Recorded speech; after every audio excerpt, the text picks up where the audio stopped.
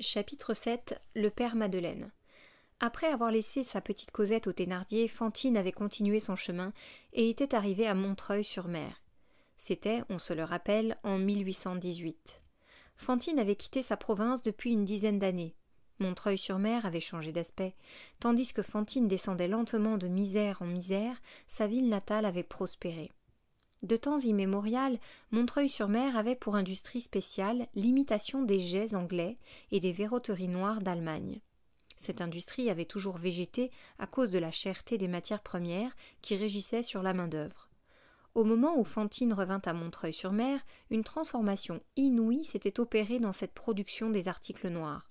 Vers la fin de 1815, un homme, un inconnu, était venu s'établir dans la ville et avait eu l'idée de substituer dans cette fabrication la gomme laque à la résine et, pour les bracelets en particulier, les coulants en tôle simplement rapprochés aux coulants en tôle soudés. Ce tout petit changement avait été une révolution. En moins de 3 ans, l'auteur de ce procédé était devenu riche, ce qui est bien, et avait fait tout riche autour de lui, ce qui est mieux. Il était étranger au département. De son origine, on ne savait rien. De ses commencements, peu de choses. On comptait qu'il était venu dans la ville avec fort peu d'argent, quelques centaines de francs tout au plus. À son arrivée à Montreuil-sur-Mer, il n'avait que les vêtements, la tournure et le langage d'un ouvrier. Il paraît que, le jour même où il faisait obscurément son entrée dans la petite ville de Montreuil-sur-Mer, à la tombée d'un soir de décembre, le sac au dos et le bâton d'épine à la main, un gros incendie venait d'éclater à la maison commune. Cet homme s'était jeté dans le feu et avait sauvé, au péril de sa vie, 2 enfants qui se trouvaient être ceux du capitaine de gendarmerie. Ce qui fait qu'on n'avait pas songé à lui demander son passeport. Depuis lors, on avait su son nom. Il s'appelait le père Madeleine. C'était un homme d'environ 50 ans, qui avait l'air préoccupé et qui était bon. Voilà tout ce qu'on en pouvait dire. Grâce au progrès rapide de cette industrie, qu'il avait si admirablement remaniée, Montreuil-sur-Mer était devenu un centre d'affaires considérable. Le père Madeleine employait tout le monde. Il n'exigeait qu'une chose: soyez honnête homme, soyez honnête fille. Comme nous l'avons dit, au milieu de cette activité dont il était la cause et le pivot, le père Madeleine faisait sa fortune. Mais, chose assez singulière dans un simple homme de commerce, il ne paraissait point que ce fût là son principal souci. Il semblait qu'il songeât beaucoup aux autres et peu à lui. En 1820, on lui connaissait une somme de 630 000 francs placée à son nom chez Laffitte. Mais avant de se réserver ces 630 000 francs, il avait dépensé plus d'1 million pour la ville et pour les pauvres. En 1820, 5 ans après son arrivée à Montreuil-sur-Mer, les services qu'il avait rendus au pays étaient si éclatants, le vœu de toute la contrée fut tellement unanime que le roi le nomma maire de la ville. Il refusa, mais le préfet résista à son refus. Tous les notables vinrent le prier, le peuple en pleine rue le suppliait, l'insistance fut si vive qu'il finit par accepter. Ce fut là la 3e phase de son ascension. Le père Madeleine était devenu Monsieur Madeleine. Monsieur Madeleine devint Monsieur le maire. Du reste, il était demeuré aussi simple que le premier jour. Il remplissait ses fonctions de maire, mais hors de là, il vivait solitaire. Il parlait à peu de monde. Il se dérobait aux politesses, saluait de côté, s'esquivait vite, souriait pour se dispenser de causer, donnait pour se dispenser de sourire. Quoiqu'il ne fût plus jeune, on comptait qu'il était d'une force prodigieuse. Il offrait un coup de main à qui en avait besoin, relevait un cheval, poussait à une roue embourbée, arrêtait par les cornes un taureau échappé. Il était affable et triste. Le peuple disait « Voilà un homme riche qui n'a pas l'air fier. Voilà un homme heureux qui n'a pas l'air content. » Chapitre 8. Monsieur Javert.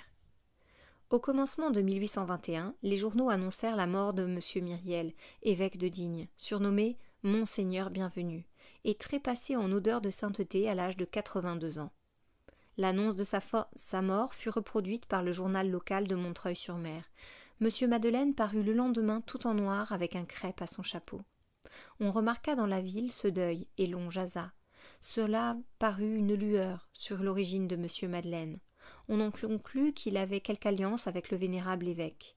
« Il drape pour l'évêque de Digne », dirent les salons. Cela rehaussa fort M. Madeleine, et lui donna subitement et d'emblée une certaine considération dans le monde noble de Montreuil-sur-Mer. Peu à peu, et avec le temps, toutes les oppositions étaient tombées. Il y avait eu d'abord contre M. Madeleine, sorte de loi que subissent toujours ceux qui s'élèvent, des noirceurs et des calomnies, puis ce ne fut plus que des méchancetés. Puis ce ne fut plus que des malices, puis cela s'évanouit tout à fait.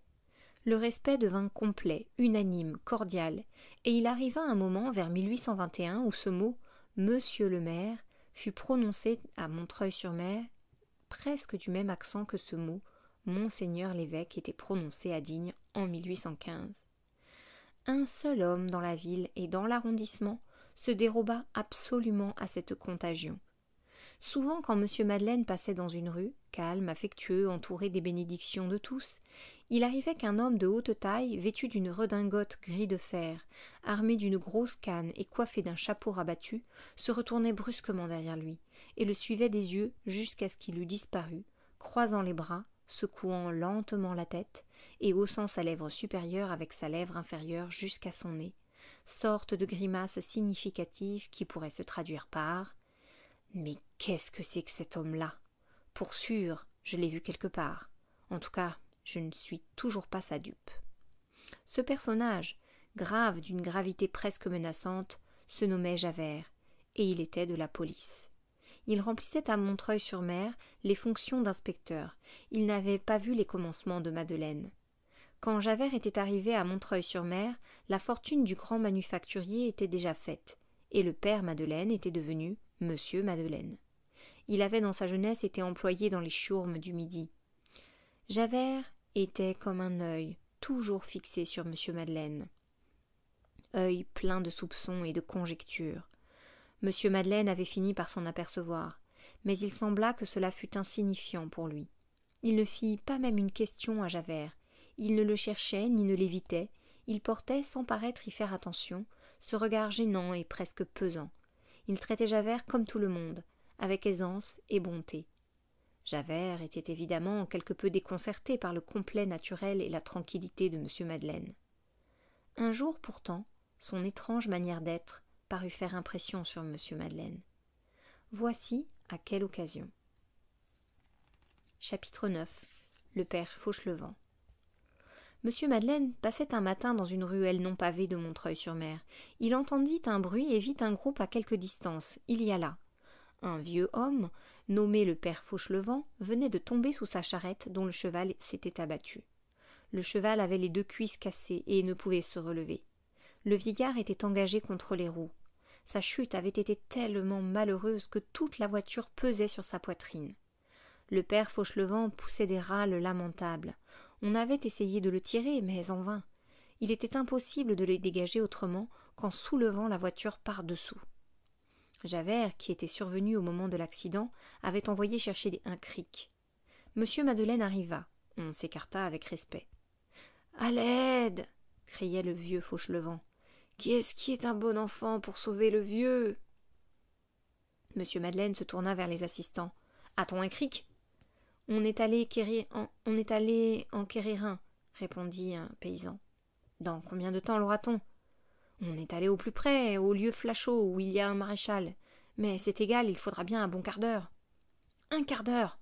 s'écria Madeleine. Il avait plu la veille, le sol était détrempé, la charrette s'enfonçait dans la terre à chaque instant et comprimait de plus en plus la poitrine du vieux charretier. Il était évident qu'avant 5 minutes, il aurait les côtes brisées. « Il est impossible d'attendre un quart d'heure, » dit Madeleine aux paysans qui regardaient. « Mais il faut bien !»« Écoutez, » reprit Madeleine, « il y a encore assez de place sous la voiture pour qu'un homme s'y glisse et la soulève avec son dos. Rien qu'une demi-minute, et l'on tirera le pauvre homme. Y a-t-il quelqu'un qui ait des reins et du cœur ? 5 louis d'or à gagner. » Personne ne bougea dans le groupe. « Ce n'est pas la bonne volonté qui leur manque, » dit une voix.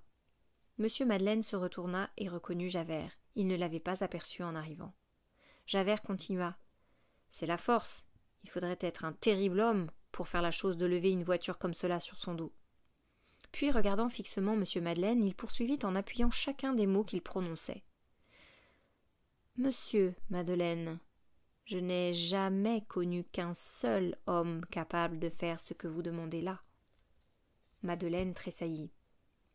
Javert ajouta avec un air d'indifférence, mais sans quitter des yeux Madeleine. C'était un forçat, du bagne de Toulon. Madeleine devint pâle. Cependant la charrette continuait à s'enfoncer lentement. Ah, voilà que ça m'écrase cria le vieillard. Madeleine leva la tête, rencontra l'œil de faucon de Javert toujours attaché sur lui, regarda les paysans immobiles et sourit tristement. Puis, sans dire une parole, il tomba à genoux et avant même que la foule eût le temps de jeter un cri, il était sous la voiture. Il y eut un affreux moment d'attente et de silence. Les assistants haletaient. Tout à coup, on vit l'énorme masse s'ébranler, la charrette se soulevait lentement. On entendit une voix étouffée qui criait « Dépêchez-vous, aidez !» C'était Madeleine qui venait de faire un dernier effort. Ils se précipitèrent. Le dévouement d'un seul avait donné de la force et du courage à tous. La charrette fut enlevée par 20 bras. Le vieux Fauchelevent était sauvé. Madeleine se releva, il était blême, quoique ruisselant de sueur. Ses habits étaient déchirés et couverts de boue. Le vieillard lui baisait les genoux et l'appelait le bon Dieu. Lui, il avait sur le visage je ne sais quelle expression de souffrance heureuse et céleste, et il fixait son œil tranquille sur Javert, qui le regardait toujours. Fauchelevent s'était démis la rotule dans sa chute. Le père Madeleine le fit transporter dans une infirmerie qu'il avait établie pour ses ouvriers dans le bâtiment même de sa fabrique, et qui était desservie par 2 sœurs de charité. Fauchelevent guérit, mais son genou resta ankylosé. M. Madeleine, par les recommandations des sœurs et de son curé, fit placer le bonhomme comme jardinier dans un couvent de femmes du quartier Saint-Antoine, à Paris.